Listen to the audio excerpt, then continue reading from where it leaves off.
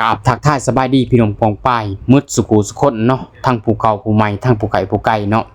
มาพบพอกับสร้างนมคือเก่าทุกคนเลยกานั่งถารถรอรถคือเก่าเหมือนนี่กะเตรียมตัวไปเฮ็ดเวียกเฮ็ดงานทุกคนเอ้ยบรรยากาศท้องผาแจ่มใสคักรีเหมือนนี่เนาะทุกคนอุ้ยบรรยากาศซ่านเมืองกันจังซี่แหละท้องผาแจ่มใสเหมือนนี่โอ้คักรีพี่น้องเอ้ยส่วนว่าเวียกงานการสร้างของสร้างนมก็เริ่มไปได้ดีทุกคนเอ้ยโอ้ยช่วงนี้เนาะขอให้เป็นแบบนี้ตลอดไปเด้อทุกคนเอ้ยให้ผู้ค้าจงเจริญแบบนี้ตลอดไปทุกคนมีงานเฮ็ดประจำตลอดเนาะงานสุบขนาดทุกคนเอ้ยงานซุ่มช่วงนี้เนาะสุบมื้อแบบว่า